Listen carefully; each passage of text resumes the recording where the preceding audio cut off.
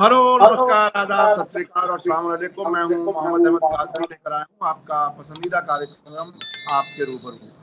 इस कार्यक्रम में हम आपको कुछ जानकार लोगों से मिलवाते हैं ताकि कुछ खबरों को गहराई से समझा जा सके।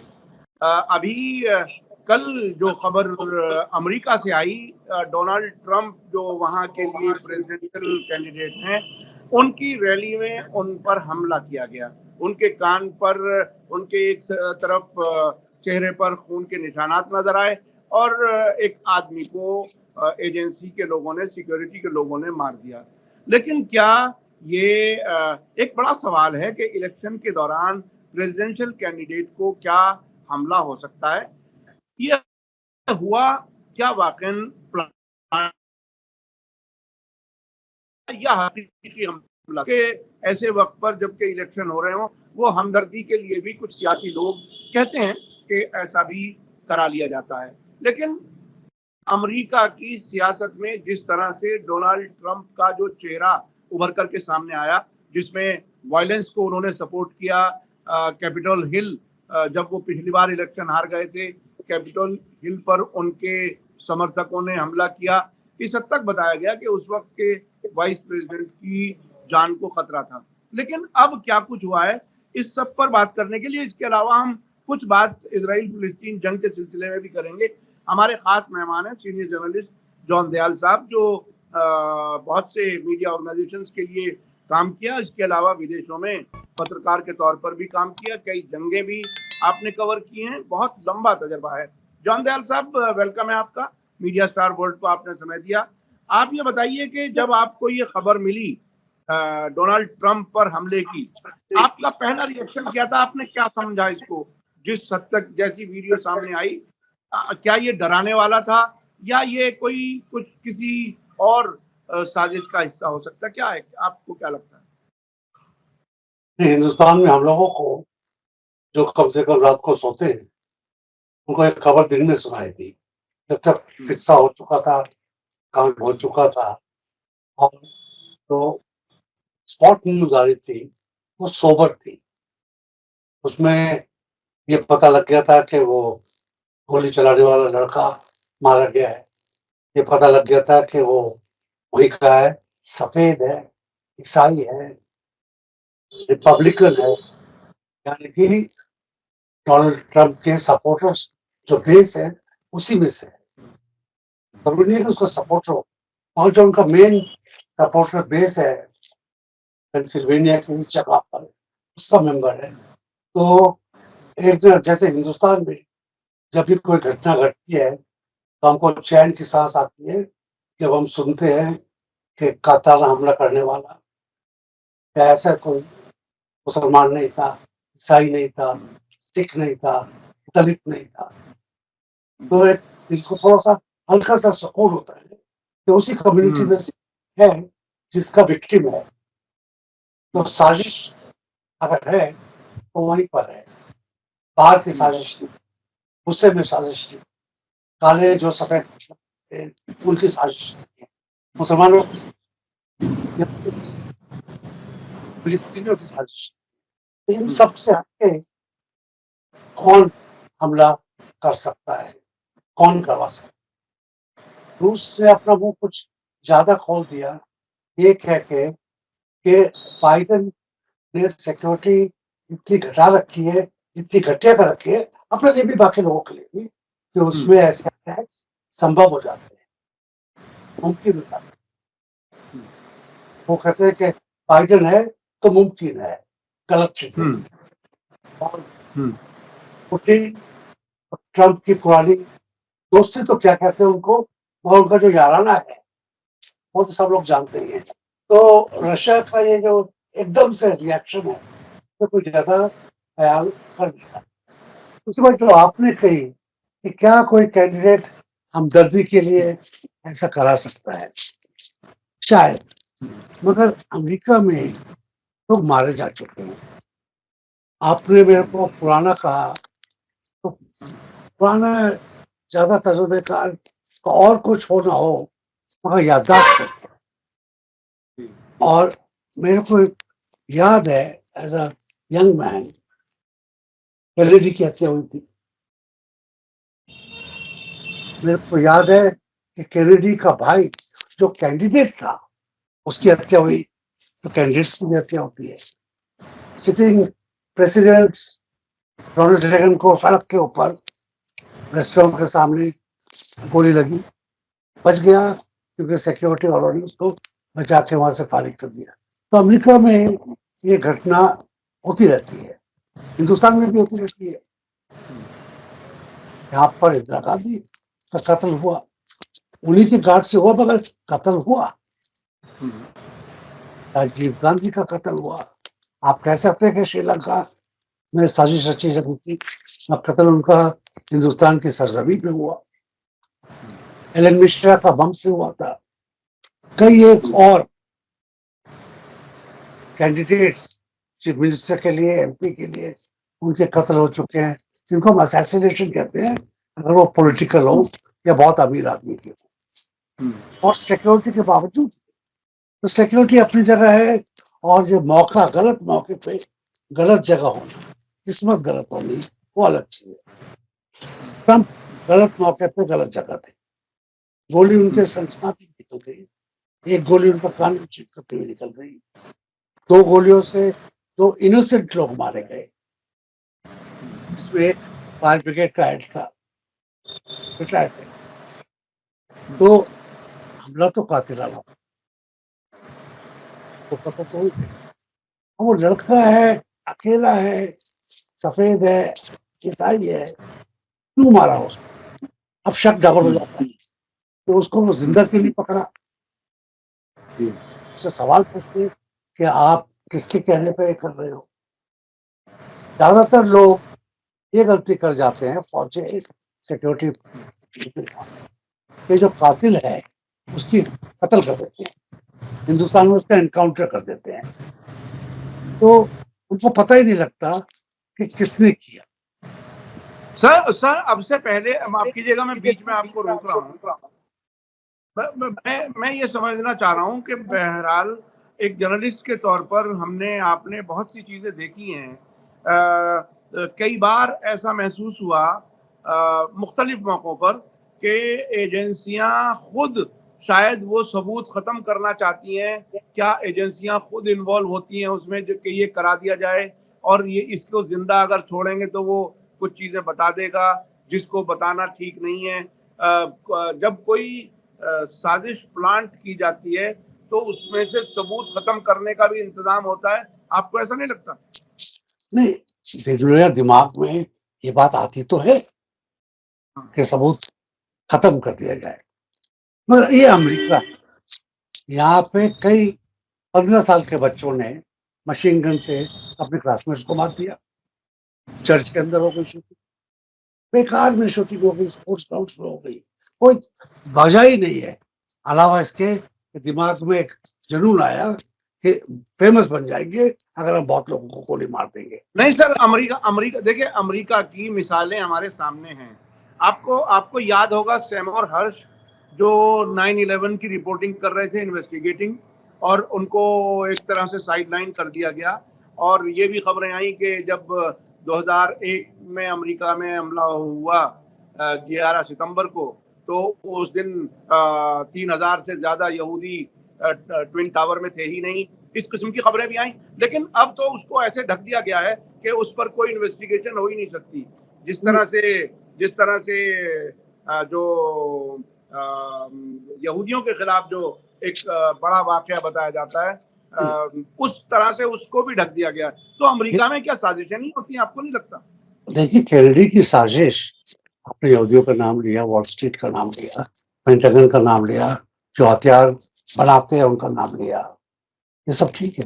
कैनेडी की मौत की साजिश में CIA का इन्वॉल्वमेंट कहा जाता है, FBI का इन्वॉल्वमेंट कहा जाता है, और उनकी मौत की जो इन्वेस्टिगेशन हैं, जो एविडेंस है, वो 2060 में पब्लिक की निगाह में आएंगी। आज से भी 35 साल बाद हम सब चले गए होंगे, उनके जो इंटरेस्ट से जो लोग, उनके तो बच्चे भी चले गए होंगे। तो इतनी लंबी जब आप कहते हैं सीक्रेसी रखी जाएगी, तो यकीनन लोगों के मन में हो जाता है कि क्या गवर्नमेंट इन्वॉल्व है क्या इन्हीं की पार्टी इन्वॉल्व है, क्या जैसे आपने कहा यहूदी इन्वॉल्व है या और कोई कौम इन्वॉल्व है, ये शक होना वाजिब है। शक ठीक है कि नहीं, ये अलग कहने की बात है।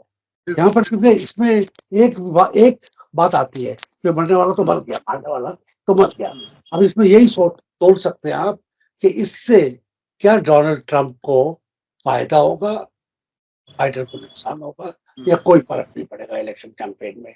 वो बात हम जिक्र कर सकते हैं, बाकी बातें तो हाँ, मैं उसको भी समझना चाहता हूँ। आप चूंकि वहाँ की जो कैंपेन है उसको बहुत बारीकी से फॉलो कर रहे हैं और आप वहाँ के हालात को बहुत बारीकी से जानते हैं। जिस तरह से आपने पिछली बार इंटरव्यू में इस हद तक भी बता दिया था कि ईस्टर्न कोस्ट वाले जो शहर हैं, न्यूयॉर्क और वॉशिंगटन वगैरह, यहाँ अलग टेस्ट के लोग हैं, अलग सियासी नजरिए के लोग हैं, वेस्ट कोस्ट पर अलग हैं, इतनी बारीकी से आप जानते हैं। तो अभी कैंपेन का क्या हाल है? जो बाइडन के बारे में जब से, अब तो उन्हें बोला भी नहीं जा रहा है, अब वो कमला हैरिस और ट्रंप का नाम भूल जाते हैं, अब जेलेंस्की और पुतिन का नाम मिक्सअप कर जाते हैं। पिछले 3 दिन पहले जो प्रेस कॉन्फ्रेंस थी उनका ये हाल था। तो अभी आपको क्या लगता है कैंपेन कैसी चल रही है, किस तरफ हवा चलती नजर आ रही है? बाइडेन पर बहुत प्रेशर है कि वो एप्लीकेट कर दे रेस में। प्रेसिडेंट तो रहेंगे अगली जनवरी तक, मगर वो कहें कि अगला कैंडिडेट मैं नहीं हूं, कमला हैरिस है या कोई और भी है। कमला हैरिस क्योंकि इतनी उनको कहा गया था कि आप चुप ही रहिए पिछले 4 साल, तो बेचारी चुप ही रही। जैसे पेंस कहा गया था डोनाल्ड ट्रंप ने कि आप चुप ही रहिए, आपका काम है, अगर मैं मर जाऊं तो आप प्रेसिडेंट बनेंगे, नहीं तो आप, क्योंकि प्रेसिडेंट किसी बीच में भी 2 साल में 1 साल में वाइस प्रेसिडेंट को बदल सकता है, उसमें कोई कोई कानूनी उसके पास बाधा नहीं है। मगर एक वाइस प्रेसिडेंट जरूरी चाहिए होता है कि अगर प्रेसिडेंट तो क्या हो ये। मगर बाइडेन के ऊपर आज की तारीख में बहुत बड़ा प्रेशर है। उनको कहा जा रहा है कि आपकी सोच समझ में दिक्कत आ रही है, और वाजिब भी है, 82 साल के हो चुके हैं।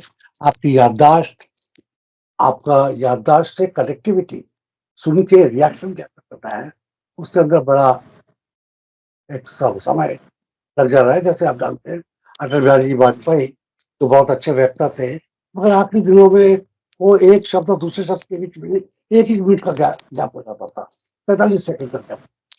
तो लेजिटिमेट नहीं है, 1 सेकंड का, 2 सेकंड का, 10 सेकंड का गैप ठीक है, उनके वो है, मगर क्या वो जीतेंगे, क्या वो जीत सकते हैं, और क्या वो एब्डिकेट करेंगे, उसके ऊपर शक है। क्योंकि वो कह रहे हैं कि मैं डोनाल्ड ट्रंप को अभी भी हरा सकता हूँ, और उस बात में कुछ सच भी है। तो जो बेसिक कॉन्स्टिट्यूंसी है, कैंडिडेट तो देखती है, मगर ये नहीं कहेगी कि मेरा कैंडिडेट क्योंकि कमजोर है, तो बुढ़ा है, क्या हल्का सा लाचार है, क्या उसको आगे कुछ हो सकता है, अब मैं जाके ट्रंप को वोट दे दूंगा। ऐसा नहीं करेंगे वो लोग, सेल्फ गोल नहीं करेंगे, माई कैंडिडेट गुड और बैड कि उस तरीके से आप देख सकते हैं। डोनाल्ड ट्रंप जो अपनी बेटी को नहीं छोड़ता, किसी भी महिला के खिलाफ गंदी से गंदी हरकतें करता है, बात करता है, जो करोड़ों रुपया प्रोस्टिट्यूट्स को दे, प्रोस्टिट्यूट अपनी बात ना बताएं, उस पर खर्च कर चुका है, जिसकी फॉरेन पॉलिसी पे यूरोप गुस्से में है, जो सिर्फ व्हाइट्स की बात, ब्लैक्स की, हिस्पैनिक्स को से हमारे यहाँ दिमक कहा जाता है, उनको दिमक समझता है, खोखला समझता है, मशीन गन लगवाना मांगता है बॉर्डर पे, दीवार लगाना मांगता है बॉर्डर पे। वैसे आदमी को भी जब रिपब्लिकन वोट देते हैं, तो इस आदमी को तो कुछ दे ही रहे हैं, कुछ जो पागल तबका है इस आदमी को दे रहा है, मगर जो दूसरा तबका है, जो फाइनेंस का तबका है, जो फौजियों का तबका है, जो आर्मामेंट इंडस्ट्री का तबका है, जैसे आपने कहा जो जूस लॉ का है, वो इस आदमी को वोट नहीं देता है, इसकी पॉलिसी को उस पार्टी को दे रहा है कि अगर इस आदमी को छो भी जाए तो इसका जो वाइस प्रेसिडेंट आएगा वो भी ऐसा ही सोचेगा, इडियोलॉजी। तो उसके ये हमको सोचना है कि बाइडेन जब कहता है कि मैं जीत जाऊंगा, उसकी बात में कुछ है, क्या उस तरीके से आता, अगर वो फटाफट जवाब देता, जवान होता, मस्कुलर होता, अब बास्केट नहीं, तरीके से नहीं जीते, और को मार्जिन नहीं रहेगा, मगर हारने की नौबत सिर्फ क्योंकि वो डिबेट में जोर पड़ रहा है कि जब प्रेस कॉन्फ्रेंस ठीक था, वो नामुमकिन करता, और जो फॉरेन पॉलिसी के इश्यूज थे, वो बाइडेन डोनाल्ड ट्रंप को क्लासरूम में बैठ के लेक्चर देते, तो उसके जहाँ पे अमेरिका के एंट्री काफी तेज है, वो छोटी छोटी बातों पर नामुमकिन आता है, तो ये तकाजा भी होता है, तो अपने बच्चे को, छोटे बच्चे बड़े बच्चे कंफ्यूजन करते हैं, जो बच्चा प्यारा होता है उसी का नाम सबको देते हैं, पप्पू आओ, जब वो लालू को बुला रहे, मजा आता है। उनकी काबिलियत पे कोई शक नहीं है, उनकी याददाश्त पे यकीन शक है।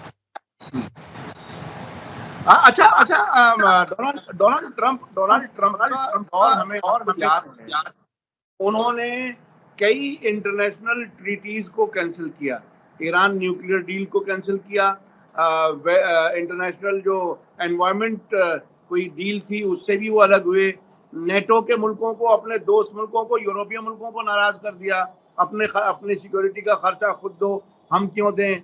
कई मुल्कों में जंगें बंद कराने की भी बात उन्होंने की, कोई नई जंग शुरू नहीं की।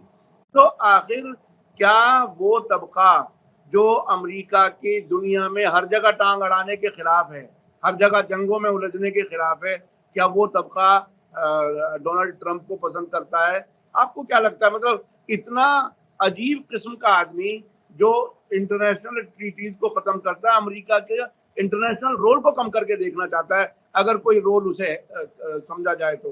हालांकि जंगें कराना कोई अच्छा रोल नहीं होता, लेकिन अमेरिका ने वो चूज किया हुआ है, सैकड़ों जंगें कराई हैं उसने पिछले अगर 150 सालों में आप देखेंगे। तो क्या आपको लगता है कि वो तबका जो ये समझता है कि बिलावजह अमेरिका की रिसोर्सेज को दुनिया भर में खर्च किया जा रहा है, हमारे ऊपर खर्च होना चाहिए, क्या वो तबका डोनाल्ड ट्रंप को चाहता है? डोनाल्ड ट्रंप जब आया सीन के ऊपर, ये सिर्फ बिलियनियर था, प्लेबॉय था, लैंड एस्टेट्स जिसको हिंदुस्तान में रियल एस्टेट कहते हैं, उसमें था, सिर्फ लड़कियों के पीछे भागता था। मगर ये आया एक लंबे अरसे के बाद, जिसमें अमेरिका लिंडन जॉनसन की वियतनाम वॉर के बाद लगातार एक न एक अपना जो उसका अमेरिका का पावर प्रोजेक्शन था, वो विदेशों में, वियतनाम में था, कोरिया में था, वो वेस्ट एशिया में था। और जब तक लिंडन जॉनसन खत्म हुआ, उसके बाद जब बुश आए, पापा बुश और बेटा बुश, अब आप सोचे 4 साल और 8 साल, 12 साल के राज में वो सिर्फ मस्कुलर टेक्सास के रहने वाले थे, उनको एक ही चीज आती थी, गोली चलाओ, लाठी मारो, मतलब बाहुबली थे वो एक तरीके से। उन्होंने पावर प्रोजेक्शन चरम सीमा पे कर दिया, इराक को तबाह कर दिया, वेस्ट एशिया को तबाह कर दिया। आज भी जो गाजा में हो रहा है, एक तरीके से देखा जाए तो उसका लॉन्ग टर्म इम्पैक्ट है ये। अगर वो नहीं होते तो ये सिचुएशन नहीं होती, इराक एक स्ट्रॉन्ग कम्युनिटी होता, सीधे वेस्ट एशिया की पावर पॉलिटिक्स फर्क होती, और इसराइल की आसानी से गाजा के ऊपर नहीं अपने कहर ढा पाता। तो जब आए, तब बुशेस को हरा कर आया एक काला आदमी, बराक ओबामा। इसकी थी, देश को रिवाइव करना मांगता था, बुश, दोनों बुश की जो हेरिटेज थी उससे हटना मांगता था, मगर अमेरिका का जो पावर प्रोटेक्शन कर चुके थे, जिस तरीके से वो अफगानिस्तान में, इराक में, बाकी जगह अपना पाँव पसार चुके थे दल, उसे निकालना उसके लिए इतना आसानी नहीं था। हालांकि उसने भी सोल्जर्स को वापस लाने एक वादा किया था, उस वादे को कुछ हद तक पूरा भी किया। तो जब डोनाल्ड ट्रंप आए, उन्होंने कहा कि आपकी ताकत वेस्ट हो रहा है, यूरोप अब सक्षम है, वर्ल्ड वॉर 2 खत्म हो गया है, हमने बहुत मदद कर दी है, एशिया की बहुत मदद करती है, मेक अमेरिका ग्रेट, मागा लोगों ने किया। तो नाटो को हम, जब नाटो नहीं चाहिए तो रशिया से हमको बैर भी चाहिए, अपने अपने पाँव पे सब। उसका एक तरीके से हाँ, तो कई लोगों को पसंद आया कि क्यों अमेरिका अपने खर्च करता है। उसमें जो एंटीसेमिटिक लोग थे वो खुश थे कि इनका क्यों हम इतना साथ, मगर यहाँ पर फंसा हुआ है। तो ये भी इस लोगों ने कि इसराइल को जो कर तक वो गाजा वो भी बड़ी फॉरेन लोग इंक्लूडिंग हिंदुस्तान जी ये उसकी वाह डोनाल्ड ट्रंप कितना अच्छा, घर पे कुछ भी हो, के मामले में कुछ भी हो, विदेश में कितना अच्छा आदमी है।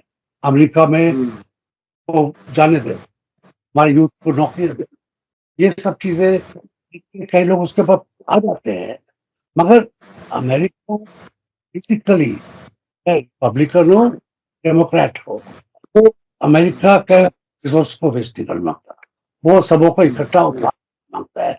जब रिपब्लिकन आते हैं तो सफेद आदमी का ज्यादा उदार होता है, जब डेमोक्रेट्स आते हैं सबका होता है। ऐसा नहीं है कि काले का एशियन का ज्यादा हो रहा है, मगर सबका होता है। जब सबका होगा पहले की प्रेफरेंशियल उनका थोड़ा कम हो जाता है, सबों को बराबर होता है ना।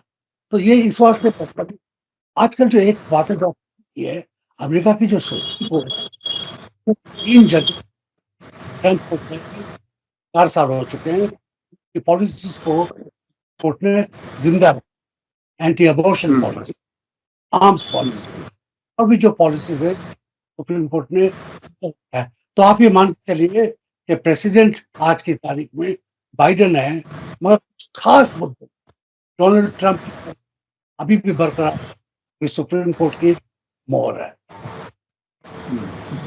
ये बहरहाल बहुत ही इंटरेस्टिंग इलेक्शन है जिसमें एक कैंडिडेट के बारे में कहा जा रहा है कि तुम कैंडिडेसी से हट जाओ। अच्छा, मैं आपने गजा का जिक्र किया, अब 10वां महीना है जंग को, इस जंग के अब क्या हालात आपको लगते हैं? इस वक्त बिल्कुल ताज़ा खबर जो है वो ये कि जो डिफेंस फोर्स के सरबराह हैं उन्होंने ये कहा है कि हम पूरा दबाव डाल रहे हैं हमास पर कि वो समझौते को मान ले, और नेतन्याहू अब अपनी फौज से शिकायत कर रहे हैं कि अगर ये ठीक से काम किए होते तो अब तक की हम जंग जीत चुके होते, हम अपना मकसद हासिल कर चुके होते, हमास को तबाह कर चुके होते। अब प्राइम मिनिस्टर और डिफेंस मिनिस्टर और डिफेंस मिनिस्ट्री के जितने भी लोग हैं उनमें बिल्कुल खुला इख्तलाफ नजर आ रहा है, बिल्कुल एक दूसरे के साथ एक पेज पर नजर नहीं आ रहा है। क्या ये इजराइल इस तरह से कोई जंग जीतने के बारे में सोच भी सकता है क्या? इसराइल जंग किसी भी हालत में नहीं जीत सकता था हमास के खिलाफ। वो इजिप्ट को एयरपोर्ट बॉम्ब करके, किसी जगह पर मास बॉम्बिंग करके तबाही मचा सकता है। तबाही मचाने में और जंग जीतने में ये दो अलग अलग चीजें हैं। हम लोग शायद कई बारी समझ नहीं पा रहे हैं। प्राइम मिनिस्टर नेतन्याहू क्या कह रहा है कि फौजें काम नहीं कर रही। हर रोज एक बॉम्ब पड़ता है रेफ्यूजी कैंप के ऊपर, अस्पताल पे, स्कूल पर, कभी 25 मर जाते हैं, कभी 70 मर जाते हैं। कल 70 मर गए, और फौज क्या करेगी? न्यूक्लियर बॉम्ब डालेगी? कितना करेगी? फौज अपना काम कर रही है सिविलियंस को मारने का, जिस हद तक मार सकती है कर रही है। वो एटम बम नहीं चला रही है, वो कहते एकदम शावर नहीं कर रही है कि चप्पे चप्पे चप्पे पे 15 सेकंड के अंदर बॉम्बिंग हो जाएगा। वर्ल्ड वॉर टू में हुआ ये थी, बिल्कुल पूरा जमीन के ऊपर 1 इंच बचा नहीं है, हर इंच के ऊपर बम पड़ा है। ऐसा बॉम्बिंग एयर से, रॉकेट से नहीं कर रही है, ये मान के चल रहे हैं। मगर सिविलियंस मर रहे हैं, आज 40 के करीब हजार लोग मर चुके हैं, 7 से ज्यादा 8,000 के करीब बच्चे मर चुके हैं। ये तो इससे ज्यादा और क्या हो सकता है? पॉइजन गैस अफगानिस्तान आज के जमाने में, न्यूक्लियर बॉम्ब उस एरिया में आपने चलाया तो इसराइल खत्म। जी जी। अच्छा और अच्छा, आपने इतनी जंगें कवर भी की हैं, पढ़ा भी है, बहुत सी चीजें आपने देखी हैं। आप जब ये जंग शुरू हुई थी, क्या आपको अंदाज था, क्या कोई ऐसा शक शुबा था कि ये 10 महीने तक जंग चलेगी या इससे भी ज्यादा? शायद अब तो ऐसा लगता है। और हमास जिसे महज एक कुछ लोग टेररिस्ट ग्रुप कुछ अलग अलग तरीके से बयान करते थे, वो ये तबाह नहीं हो पाएगा। इतनी बड़ी फौज, इतना सो कॉल्ड सुपर पावर उसके साथ, और उसके बाद भी हिजबुल्लाह को, हमास को, जिहाद इस्लामी को ये बिल्कुल खत्म नहीं कर पा रहे। हूती हैं वो ये कह रहे हैं कि हमें मजा आता है, हमें अच्छा लगता है कि अमेरिका से डायरेक्ट लड़ें। तो ऐसे ऐसे हालात बनते हुए आपने बहुत सी जंगें कवर की हैं, क्या आपको कोई उम्मीद थी कि जिन्हें आमतौर पर नॉन स्टेट एक्टर कह करके इग्नोर कर दिया जाता था, वो ऐसी गले की हड्डी बनेंगे? देखिए, मैं अगर आप मौका दें तो 1 सेकंड में हाँ। यूक्रेन लड़ाई और गाज़ा की इनका फ़र्क समझाता हूँ।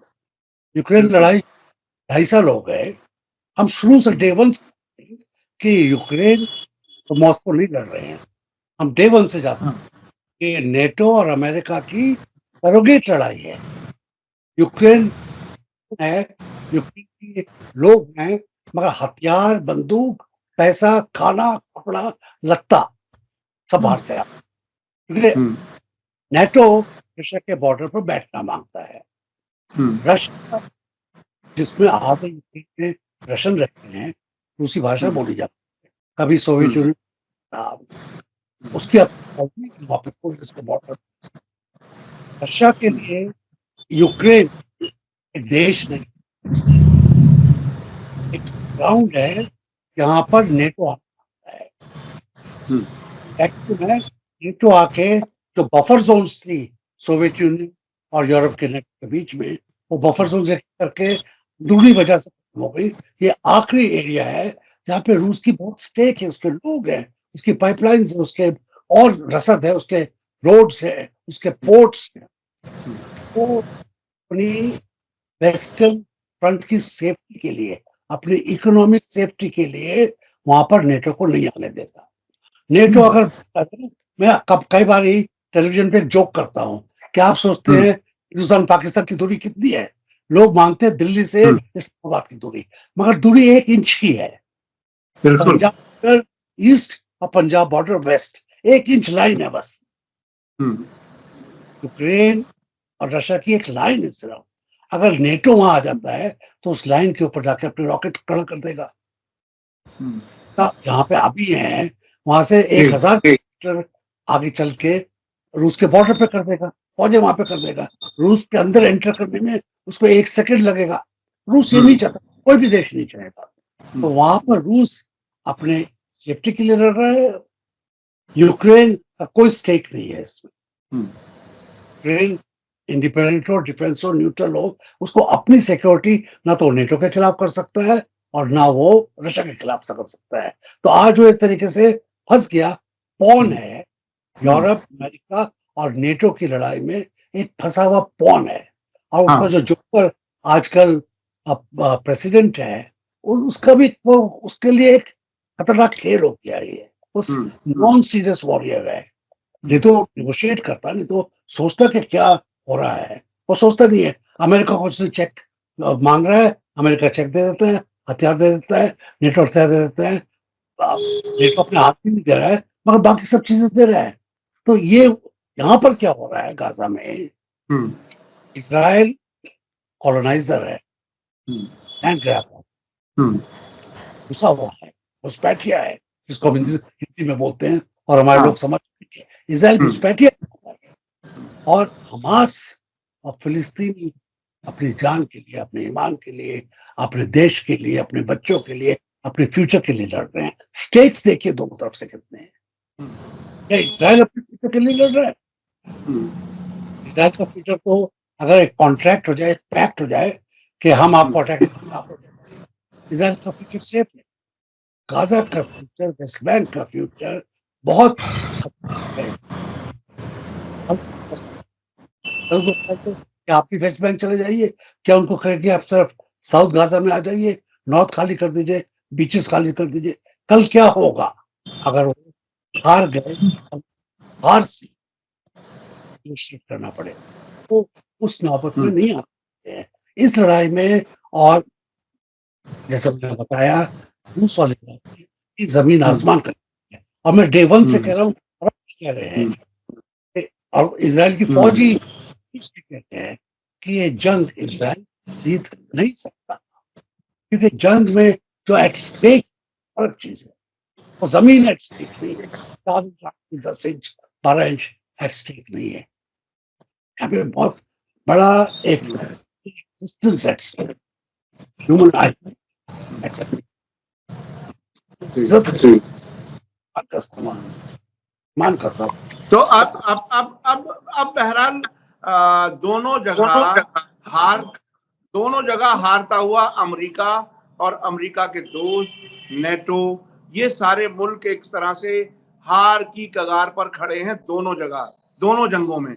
इसके बाद क्या लगता है दुनिया में और तब्दीलियां क्या कुछ आएंगी जो चीन, रूस, ईरान, ब्रिक्स या जिसे ग्लोबल साउथ कहा जा रहा है, ये इसका आप फ्यूचर थोड़ा सा अगर कुछ बता सकें कि इसमें ऐसी हालत में आज की तारीख में जो यूरोप से, जो गाजा से लेसन्स आ रहे हैं वो है कि long distance arm twisting, long distance power projection नहीं चलेगा। और अमेरिका चीन के खिलाफ जो क्वाड में आप उसे फॉर्म किया है वहां पे भी हार खाएगा। मैं भारत सरकार से हर लेख में अपील करता हूँ कि आप माफ कीजिए, आप क्वाड से एकदम निकलिए, हिंदुस्तान के लिए अच्छी बात नहीं, क्योंकि ये हमारा को कोई अमेरिका से कोई बचाएगा, अमेरिका हमको बचाएगा ऐसा नहीं, नामुमकिन है, क्योंकि यहाँ हमारे पड़ोसी है, हमको पड़ोसी से अलग आर्गुमेंट के साथ अपनी ट्रीटीज करनी चाहिए।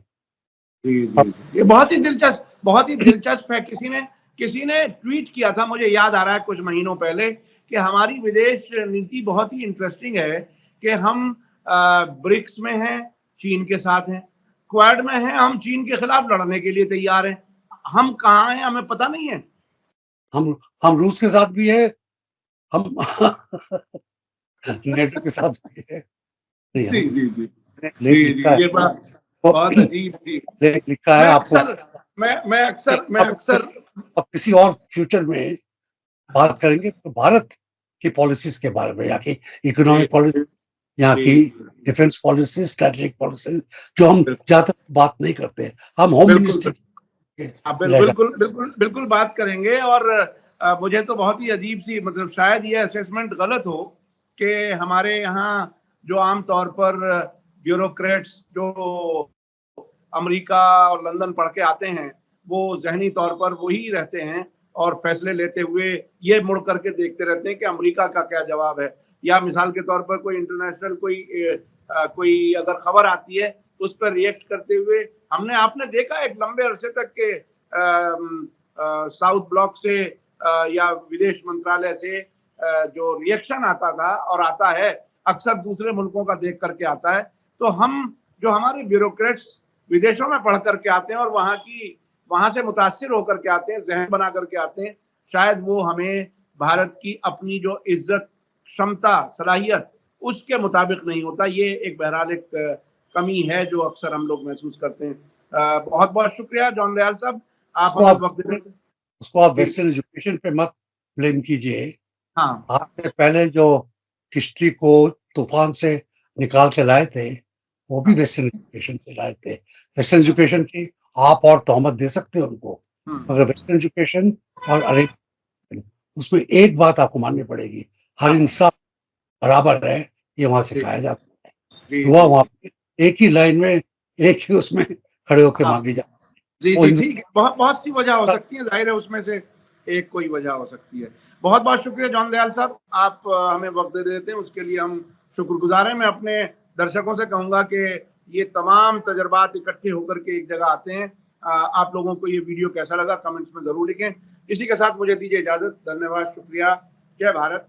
मीडिया स्टार वर्ल्ड के और वीडियो देखने के लिए हमारे चैनल को सब्सक्राइब करें और सीधे नोटिफिकेशन पाने के लिए बेल आइकन दबाएं। और अगर हमारी खबर सच्ची और अच्छी लगे तो अपने व्हाट्सएप, इंस्टाग्राम, फेसबुक और ट्विटर अकाउंट पर जरूर शेयर करें।